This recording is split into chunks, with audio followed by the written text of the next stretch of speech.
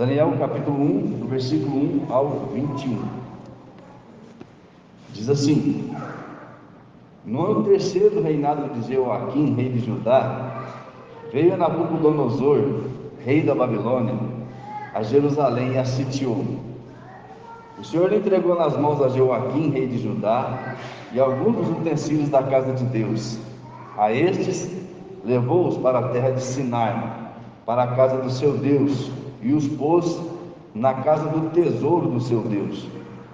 Disse o rei a Aspenaz, chefe dos seus eunucos, que trouxesse alguns dos filhos de Israel, tanto da linhagem real como de nobres, jovens, sem nenhum defeito, de boa aparência, instruídos em toda a sabedoria, doutos em ciência, versados no conhecimento, e que fossem competentes para assistirem no palácio do rei, e lhes ensinasse a cultura e a língua dos caldeus.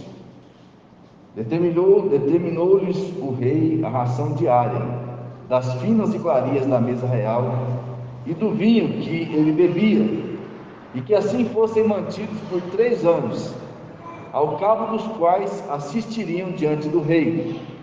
Entre eles se achavam os filhos de Judá, Daniel, Ananias, Misael e Azarias. O chefe dos eunucos lhe deu outros nomes, a saber, o de Daniel, a Beltesazar, o de Ananias, a Sadraque, a Misael, o de Mesaque, e a Azarias, o de Abednego. Resolveu Daniel firmemente não contaminar-se com as finas iguarias do rei, nem com o vinho que bebiam. Então pediu ao chefe dos eunucos que lhe permitisse não contaminar-se. Ora, Deus concedeu a Daniel misericórdia e compreensão da parte do chefe dos eunucos. Disse o chefe dos eunucos a Daniel: tenho medo do meu senhor, o rei, que determinou a vossa comida e a vossa bebida. Porque veria ele o vosso rosto mais abatido do que os dos outros jovens da vossa idade? Assim poris em perigo a minha cabeça para com o rei. Então disse Daniel ao cozinheiro-chefe, a quem o chefe dos eunucos havia encarregado de cuidar de Daniel, Ananias, Misael e Azarias: experimenta, peço-te, os teus servos por 10 dias, e que se nos deem legumes a comer e água a beber. Então se veja diante de ti a nossa aparência e a dos homens que comem das finas iguarias do rei, segundo vires, age com os teus servos. Ele atendeu e os experimentou por 10 dias. No fim dos 10 dias, a sua aparência era melhor. Estavam eles mais robustos do que todos os jovens que comiam nas finas iguarias do rei. Com isso, o cozinheiro-chefe tirou deles as finas iguarias e o vinho que deveriam beber, e lhes dava legumes. Ora, estes 4 jovens, Deus deu conhecimento e a inteligência em toda cultura e sabedoria. Mas a Daniel deu inteligência de todas as visões e sonhos. Vencido o tempo determinado pelo rei para que trouxesse o chefe dos eunucos, os trouxe à presença de Nabucodonosor. Então o rei falou com eles. Entre todos não foram achados outros como Daniel, Ananias, Misael e Azarias. Por isso passaram a assistir diante do rei. Em toda matéria de sabedoria e inteligência sobre o rei em toda matéria de sabedoria e de inteligência que o rei lhes fez pergunta, os achou 10 vezes mais doutos do que todos os magos encantadores que havia em todo o seu reino. Daniel continuou até o 1º ano do rei Ciro. Senhor nosso Deus, rogamos ao Senhor que dê a Deus a minha capacidade de transmitir aos irmãos a tua palavra, e dê capacidade aos mesmos, ó Deus, de absorver estas palavras e colocá-las em prática nas suas vidas. Ó Deus, dirija a minha vida pelo teu Espírito Santo neste momento e guie aquilo que o Senhor tem para dizer ao teu povo. Em nome de Jesus. Amém. Podem se sentar?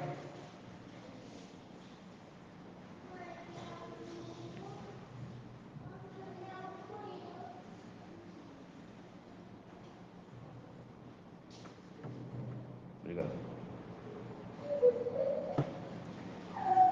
Hoje eu quero falar sobre Daniel.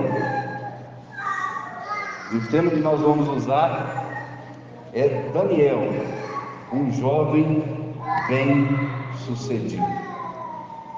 Daniel, um jovem bem-sucedido. Quem lê sobre Daniel e a importância que ele tinha no reino inimigo, e que era o império conquistador da época, tem dificuldade, às vezes, em imaginar Daniel da mesma forma que ele foi trazido do cativeiro. O texto diz que o rei Nabucodonosor sitiou a Jerusalém, e que esse rei teve entregue nas suas mãos a Jeoaquim, rei de Judá, e que estes invadiram não só a cidade, mas invadiram a casa de Deus, levaram os utensílios da casa de Deus até a Babilônia e levaram também o povo cativo. Esse povo então foi exilado, eles foram tirados da sua terra e levados até a Babilônia. Esses homens agora se encontram num país estrangeiro e escravos. Eles não estavam ali numa missão comercial, eles não estavam ali no intercâmbio cultural, eles eram escravos.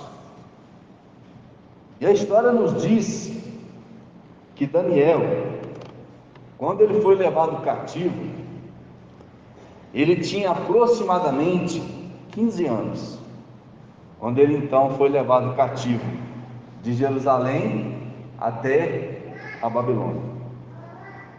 E aí eu quero que você imagine Daniel não como um homem culto, um homem especializado em política, em liderança. Eu quero que vocês imaginem Daniel agora como um adolescente de 15 anos de idade. Um adolescente de 15 anos de idade, no geral, ele apresenta fragilidade, ele apresenta confusão, ele ainda não definiu de fato quem ele é. No geral, eles apresentam muita arrogância, todo mundo para eles está errado, eles têm fraqueza, eles sofrem muito com depressão, às vezes eles se sentem solitários, eles se sentem os piores do mundo, eles choram, às vezes eles se sentem os melhores, eles são muito instáveis. Então é esse aqui que eu quero que os irmãos analisem nas vossas mentes. Esse Daniel, de 15 anos de idade. O que eu quero dizer aqui é que mesmo um garoto de 15 anos de idade, se for absorvido realmente pelo poder do Espírito Santo, pelo poder de Deus, pode fazer grandes coisas, pode ser um homem forte, pode ser um grande testemunho no meio de uma nação perversa. E você que tem 12, 13, 14, 15, 16, 18 anos, essa mensagem é muito especial para você, porque Daniel nos prova que é possível ser fiel a Deus e ser forte e ser valoroso em qualquer circunstância, em qualquer idade. O nome Daniel significa Deus é meu juiz. É interessante que aqueles que já leram o livro de Daniel sabem que em todo tempo Daniel honrou o seu nome, e ele provou para aqueles pagãos, para aqueles incrédulos, que Deus era de fato seu juiz. Não só ele, mas também os seus amigos Ananias, Misael e Azarias, que tiveram seus nomes trocados por Sadraque, Mesaque e Abidnego, que eram nomes babilônicos, não eram nomes israelitas. Então eles iriam aprender a cultura e eles receberam o nome próprio. Esses nomes também provaram que o significado do nome de Daniel não é em vão, porque Deus foi também o seu juiz. Então esse era o Daniel que chegou em Babilônia. Um jovem talvez muito temeroso, desiludido, um jovem que podia ter pavor nos seus olhos, porque ele sabe o que é ser escravo. Os que não foram mortos, os que não foram despedaçados, foram levados cativos. E é justamente ele que vai nos ensinar agora grandes lições para as nossas vidas. O seu nome, significando Deus é o nosso juiz, já nos traz um ensinamento precioso. Deus, sendo meu juiz, Ele é justo, Ele é imparcial, Ele é incorruptível, mas Ele também age sem misericórdia para com aqueles que erram. Se Deus fala que Ele é o teu juiz, você pode confiar nessa afirmação de Deus, se você estiver fazendo a vontade de Deus, se eu estiver fazendo a vontade de Deus. Mas se nós estivermos contra a vontade de Deus, esta afirmação, Deus é o meu juiz, ela não muda, ela continua a mesma. Então eu posso escolher: Deus é o meu juiz, então eu vou agir justamente, e Deus vai julgar a minha causa perante os meus inimigos, e vai me dar ganho de causa, e vai julgar os meus inimigos. Não foi o que ele fez quando Daniel foi lançado na cova dos leões? Ele julgou a Daniel diante daquelas pessoas, e ele deu absolvição de Daniel. Daniel passou a noite inteira com leões e não foi comido. Mas quando Deus permite que aqueles seus acusadores fossem lançados na cova dos leões, a Bíblia diz que mal eles caíram no chão, e os leões estavam os estraçalhando. Deus julgou Daniel diante dos seus acusadores e o absolveu, porque Daniel era justo. Deus julgou os acusadores diante de Daniel e os condenou, porque eles eram injustos, eles eram corruptos. Então o fato de Deus ser o meu juiz e ser o teu juiz, vai caber a mim, aonde eu vou estar. Eu vou estar no banco dos absolvidos ou no banco dos condenados? Daniel, ele sabia que não interessava o que ele passasse. Se Deus fosse o seu juiz, ele poderia descansar no julgamento de Deus. E os seus 3 amigos falaram a mesma coisa. Quando o rei levantou a grande estátua dele e falou: olha, quando a minha banda tocar, vocês vão prostrar e adorar essa estátua. E a banda tocou, e todos se prostraram, e aqueles 3 homens ficaram em pé.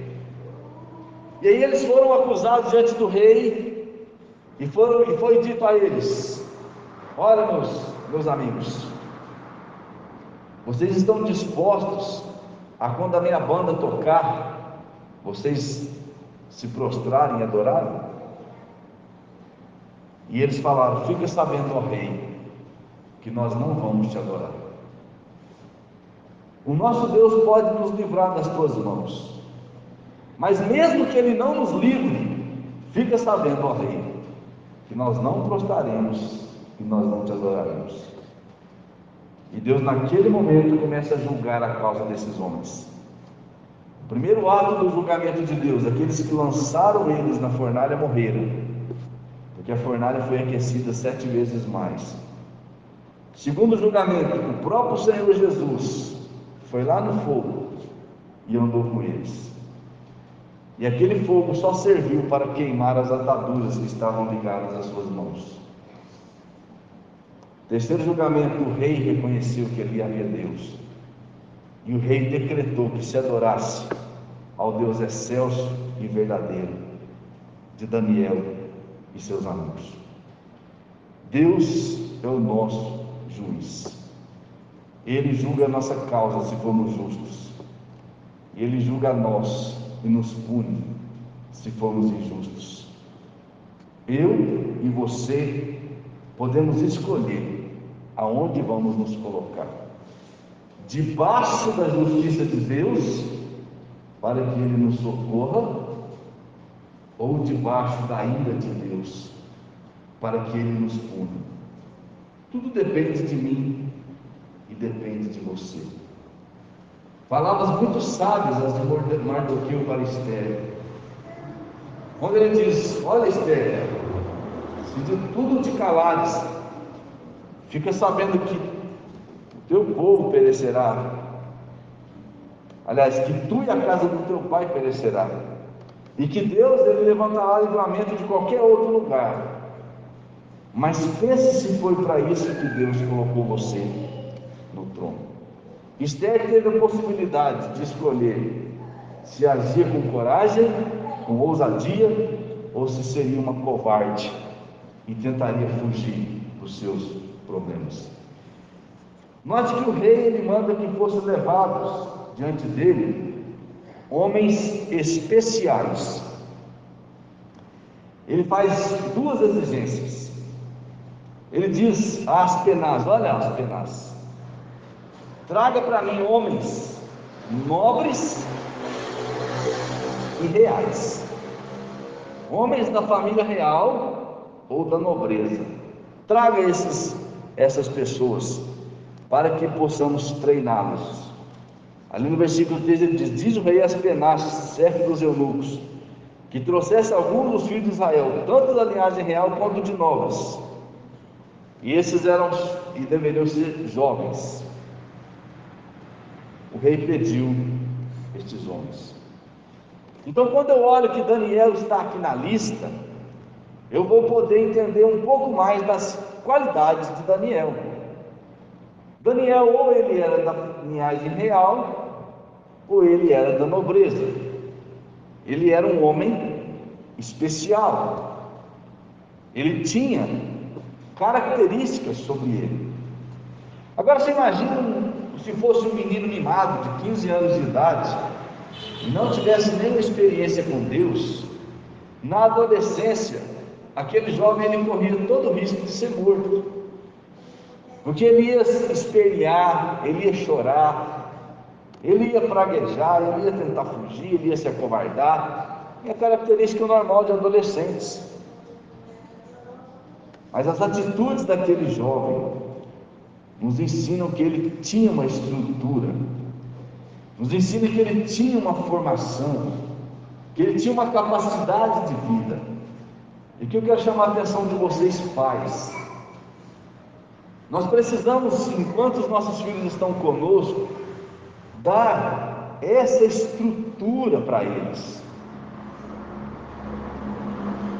Imagine que se fosse hoje dada oportunidade para jovens a ocupar um cargo de muita importância no governo da cidade ou no governo do estado, do país, os nossos filhos teriam essa capacidade de ocupar um cargo assim? O que nós estamos fazendo para que haja uma formação excelente na vida dos nossos filhos? O que você tem feito? E você pergunta: quando eu devo começar essa formação? Eu te respondo: antes do seu filho nascer, você já deve planejar a sua formação. E depois que ele nasce, você deve começar essa formação. E você só vai dar por encerrado quando você puder vê-lo trabalhando, executando uma importante função aqui nesse mundo. Os pais de Daniel, ou pertencendo à linhagem real ou à nobreza, podemos entender que eles tiveram esta preocupação. E quando um jovem de 15 anos foi colocado contra a parede e exigido dele algo muito grande para a sua própria idade, ele mostrou o seu valor. É muito importante, irmãos, que nós mostremos diante de Deus o nosso valor. É muito importante, irmãos, que nós valorizemos os nossos filhos pelos princípios e valores que nós implantamos nas vidas deles. E Daniel, ele teve esse princípio.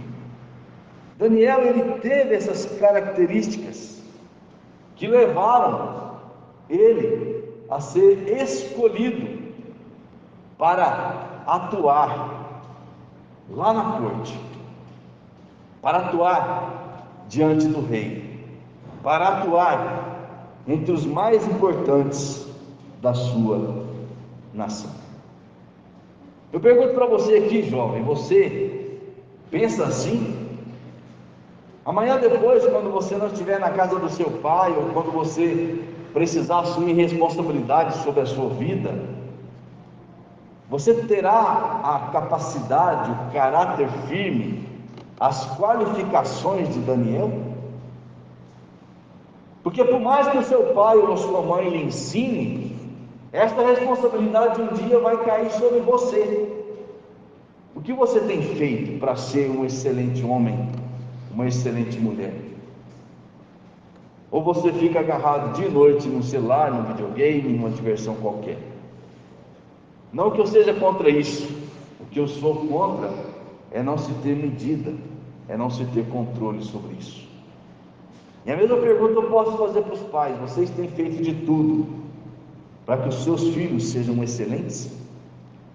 Porque essas características, elas são plantadas, elas precisam ser plantadas, implantadas na vida dos nossos filhos e até nas nossas próprias vidas. Se você tem um objetivo na vida e você quer mudar de profissão, por exemplo, você vai ter que desenvolver novas características sobre a sua própria vida. Como tem sido as nossas vidas? O rei também fala que ele queria jovens com outras características. Versículo 4: jovens sem nenhum defeito, de boa aparência, instruídos em toda sabedoria, doutos em ciência, versados no conhecimento, que fossem competentes para assistirem no palácio do rei, e lhes ensinasse a cultura e a língua dos caldeus. Agora você pensa como Daniel, com 15 anos, ele foi capaz de preencher esta lista. Sem defeito nenhum é com Deus, porque não dá. O cara nasce defeituoso, paciência. Ou está correndo ali, quebra a perna, arranca um braço. Isso aí não tem muito controle. De boa aparência também. Você tem o bonito e tem o feio arrumadinho.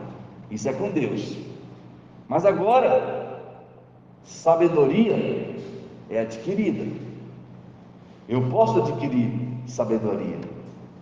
Doutor em ciência. Conhecimento de qualquer área é uma ciência. Versados no conhecimento, que fossem competentes para ir assistirem no palácio do rei. O rei não mandou pegar qualquer um.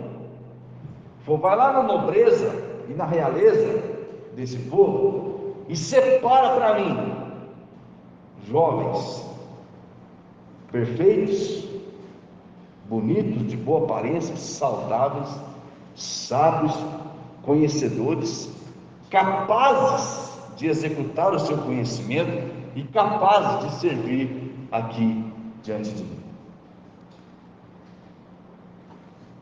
E Daniel, com 15 anos, ele apresentou essas características. Aqui eu aprendo que a maneira com que eu crio meu filho pode fazer grande diferença na vida dele. Se Daniel não preenchesse essa lista, e ele fosse um jovem que não tivesse nenhum conhecimento, nada, onde ele seria colocado?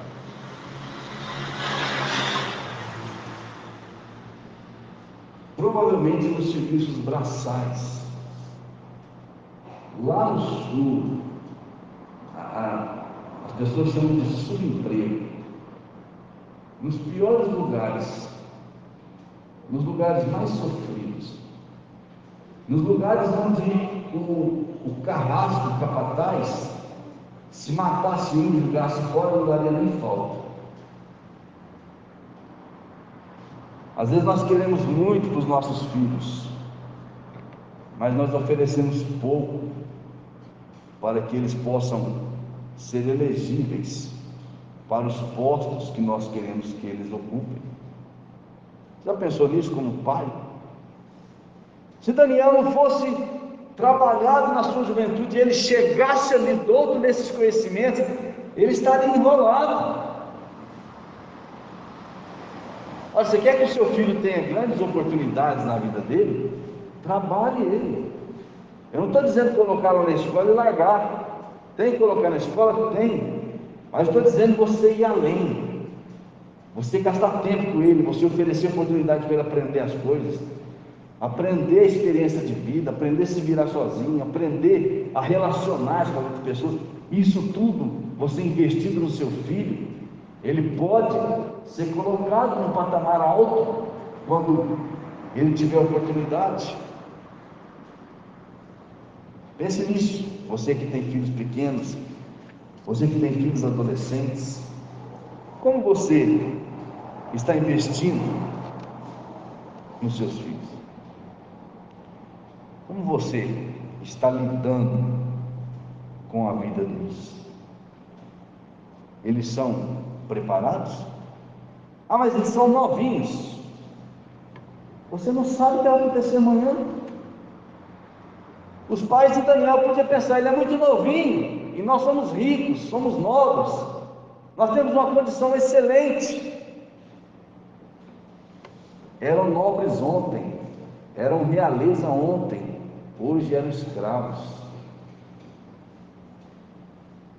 Eu estou vivo hoje, você está vivo hoje, seus filhos estão bem cuidados, resguardados, mas amanhã podemos faltar. O nível de sofrimento ou de sucesso da vida dos seus filhos, dos nossos filhos, vai ser contado da forma que nós lidamos com ele. E Daniel recebeu dos seus pais aquilo que o rei exigiu. E aí? Como nós estamos lidando com esses nossos filhos? Desde novinho, desde colo, planeje uma educação excelente para os seus filhos. Planeje ensinamentos, torne eles diferenciados, como Daniel foi diferenciado, para que eles possam gozar de muitos e muitos benefícios, só pelo fato de você ter preocupado com a formação excelente entregue a eles. Mas não parou por aí. O rei agora, ele vai exigir mais uma coisa destes homens. O rei agora vai exigir atitude. Daniel podia chorar as mágoas, Daniel podia falar: está tudo perdido, eu vou ali tirar a minha vida, eu vou fugir, eu vou fazer qualquer coisa. Ou Daniel podia falar aquilo que muitas pessoas falam: engolir o choro, secar as lágrimas, olhar em volta e falar: agora eu estou vivendo uma nova realidade. O que eu vou fazer para me dar bem aqui? Já viu quando você quebra, acaba com tudo, fica no zero? E aquele que é empreendedor fica no zero várias vezes e começa de novo. Aí você olha para o lado e fala: acabou tudo. Aí vem aquele pensamento: o que eu vou fazer para recomeçar? Parece que o empreendedor não tem vergonha na cara, né? Ele não se dá por vencido. É esse sentimento que nós precisamos colocar na vida dos nossos filhos. Ah, deu tudo errado. Então para, chora o tanto que você quiser, mas depois seca o choro, levanta a cabeça, olha para um lado, olha para o outro, fala: o que eu vou fazer para recomeçar? Eu vejo em Daniel um camarada desse jeito. Ele falou: bom, está tudo perdido, estamos exilados. E a profecia era 70 anos. Ele tinha 15. Ele falou: eu não vou sair daqui vivo. Não adianta espernear. Agora eu tenho que analisar o que eu vou fazer. Como é que eu vou recomeçar? E eu quero te dizer uma coisa: deixar que os filhos errem, deixar que os filhos se deem mal em algumas áreas, que eles tentem por conta própria e fracassem, faz parte do treinamento. E motivos a recomeçarem, motivos a agirem com uma cabeça empreendedora, a não se fazerem de vítimas, a não se entregarem. Mas como é que nós podemos fazer para dar certo? Diz que o inventor da lâmpada, eu esqueci o nome do camarada, não sei se é Thomas Edison, ele tentou inventar a lâmpada mais de 1000 vezes. E se ele tivesse fracassado, a gente poderia ter lâmpada, mas talvez com outro sistema. Mas ele determinou: eu vou fazer isso funcionar. E ele foi lá e fez. E Daniel, ele falou: não tem mais o que fazer, eu vou abraçar essa oportunidade, eu vou ter atitude. E foi isso que ele teve. Mas uma coisa que me chama a atenção na vida de Daniel é que ele era fiel a Deus. Ele era fiel ao Senhor. Ele fala o seguinte: eu vou ter atitude aqui nesse lugar, eu vou aproveitar as oportunidades que me forem dadas, e se poder eu tiver, eu vou executar para ajudar o meu povo, para ajudar a mim e para testemunhar de Deus. E a Bíblia diz que ele falou: eu não vou me contaminar com as coisas pagãs aqui dessa terra. E no versículo 4 nós temos assim: jovens sem nenhum defeito, de boa aparência, doutos em conhecimento, em ciência, versados no conhecimento, e que fossem competentes para assistir no palácio do rei. E aí o rei deu esta ordem. Eles já tinham conhecimentos, mas o rei falou: vocês vão ensinar a cultura e a língua dos caldeus. Ou seja, aqueles jovens que já tinham conhecimento, agora precisariam aprender a cultura dos caldeus e a língua deles. E a partir daí foi determinado que eles não só vivessem ali, aprendessem a língua e a cultura, mas que saboreassem os banquetes e as finas iguarias do rei. Foi dito para Daniel o seguinte: nós queremos que você aprenda as nossas culturas. Eles teriam que estudar sobre os deuses babilônicos, sobre os costumes babilônicos, sobre os conhecimentos babilônicos. Teriam que estudar a língua babilônica. E foram mais longe: vocês vão viver como nós, vocês vão se alimentar como nós, vocês vão usufruir daquilo que nós temos. E foi quando Daniel falou: não. Versículo 5: determinou-lhes o rei a ração diária das finas iguarias da mesa real e do vinho que ele bebia, e assim fossem mantidos por 3 anos, ao cabo dos quais assistiriam diante do rei. Foi dado àqueles homens 3 anos de regalia. Vocês vão estudar e vão ter do bom e do melhor para vocês. E qualquer jovem teria abraçado aquilo de primeira, porque enquanto seus irmãos estavam lá fora escravizados, às vezes até torturados, sofrendo, aqueles homens estavam ali dentro do palácio do rei. E o que eu quero transmitir aos irmãos antes de terminarmos aqui é que mesmo quando você tiver capacidade para se dar bem, quando você for colocado num local de excelência, quando as oportunidades forem favoráveis e você se dá bem na vida, nunca esqueça do seu Deus. Nunca esqueça dos seus princípios de vida. Nunca esqueça do compromisso de fidelidade que Deus exige de você. Os banquetes reais, eles eram envolvidos de coisas erradas, imoralidade, depravação, incredulidade, idolatria. Lembra que Belsazar, para provocar o Deus dos israelitas, ele foi lá e pegou dos utensílios do templo que o Nabucodonosor retirou e estava bebendo com eles. Por quê?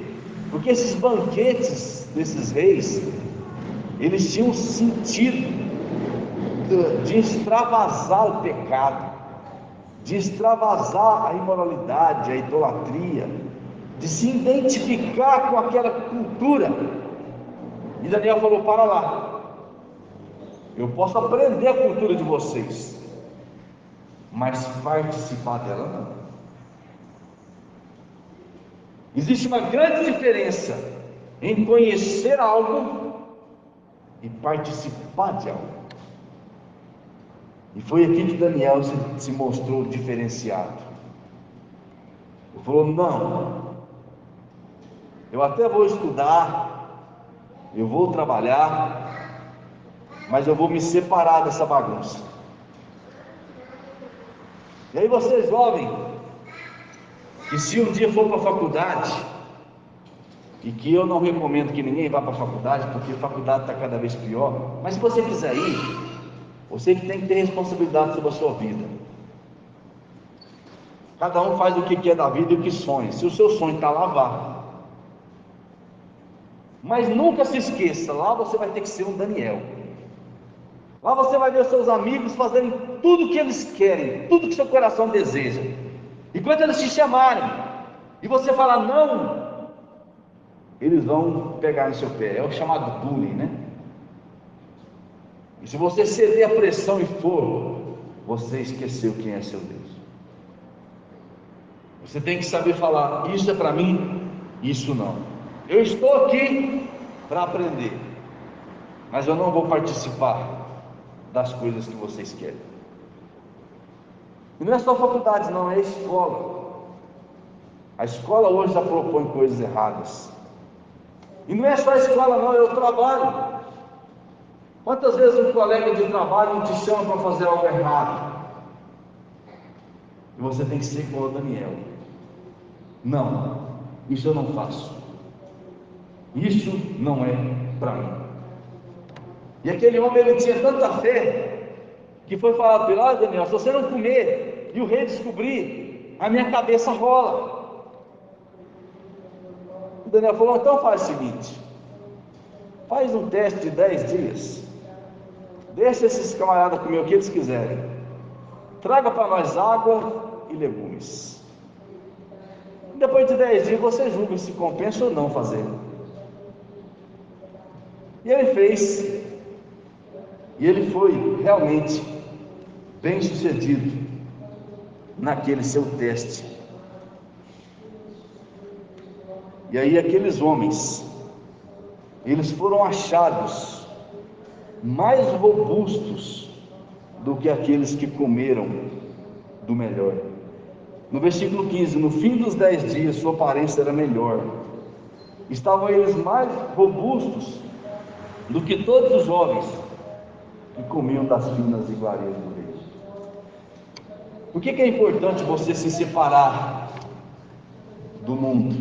Mesmo que o mundo te oprima, mesmo que os seus colegas te façam pressão, te chamem de careta, de crentinho, porque se você entrar por um caminho perdido, você vai se dar mal por muito tempo na sua vida. E aí talvez um dia você vai se arrepender e vai querer voltar, mas você vai olhar para trás e falar: quanto eu perdi, o quanto eu poderia ter feito diferença na minha vida, se apenas eu fosse como Daniel foi. Porque a idade chega, a maturidade vem, aquele desejo desenfreado de aventura acaba, você se aquieta, e você agora assume uma vida mais pacata, mais responsável. E você pode falar duas coisas: olha, como eu fui bem sucedido, eu me desviei do mal todo o tempo e hoje eu sou uma pessoa feliz.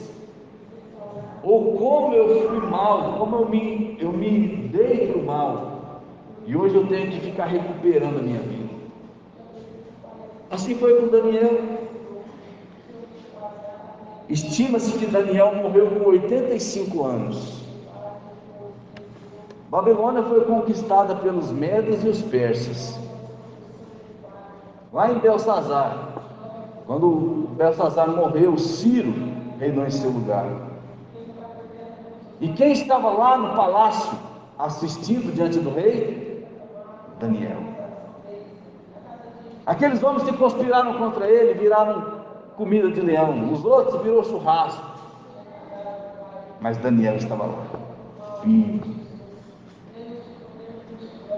Eu sempre gostei daquele versículo de Eclesiastes, se eu não me engano, capítulo 11: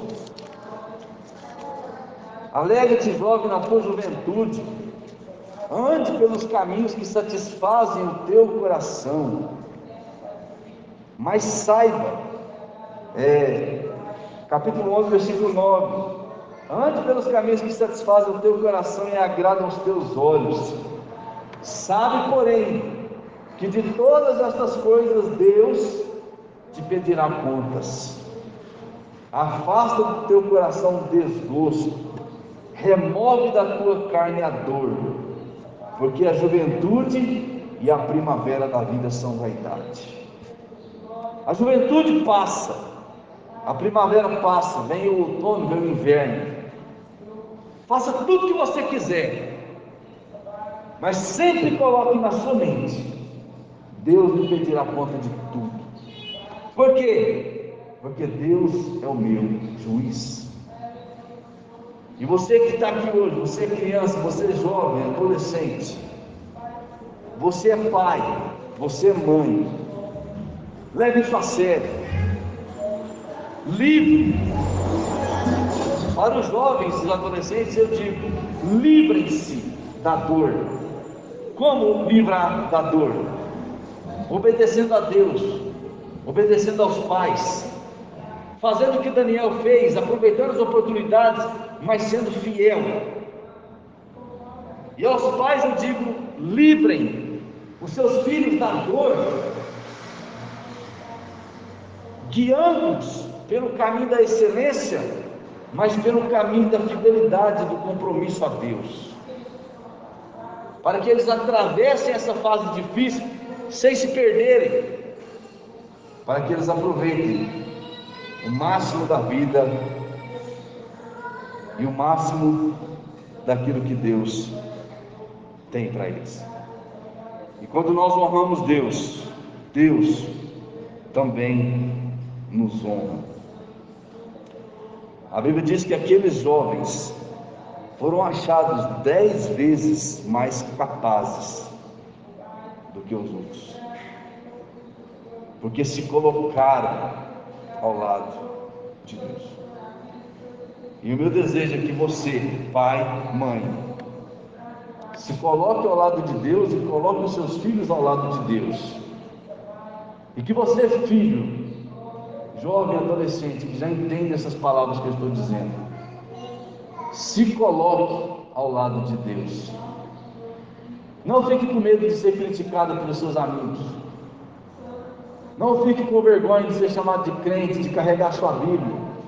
Não ache que o seu pai é um careta, um cara que não sabe de nada, que a sua mãe é uma careta que não sabe de nada, porque eles sabem muitas vezes mais do que vocês.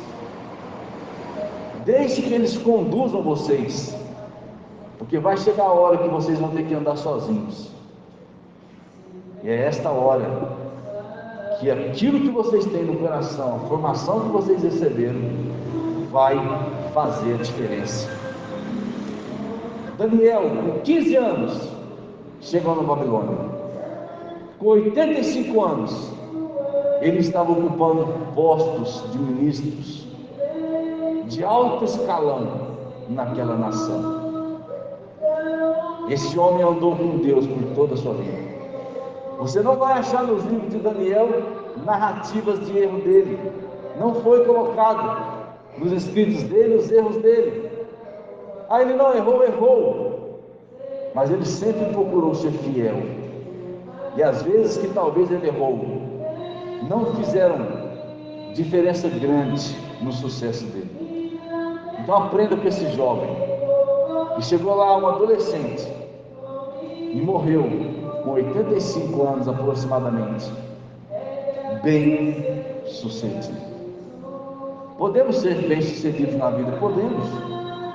Você pode ser um policial, você pode ser um político, você pode ser um juiz, você pode ser quem você quiser, e não se corromper, e manter-se fiel o tempo todo. É esse o desafio de Deus para as nossas vidas.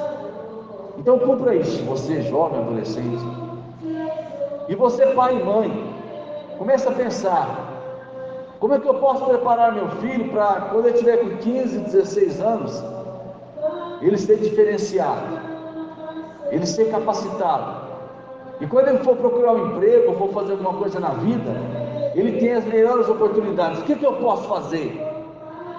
E faça. Os nossos filhos foram nos dados por algum tempo, para que nós possamos treiná-los, para que nós possamos trabalhar as suas vidas a cada dia. Que Deus nos abençoe, e que essa palavra possa realmente fazer a diferença nas nossas vidas. Agradecer a presença do Mateus, da Natália. Deus abençoe a vida de vocês. Irmãos, eu estou vendo que vocês prepararam alguma coisa aí. Vocês querem a palavra? Como é que é?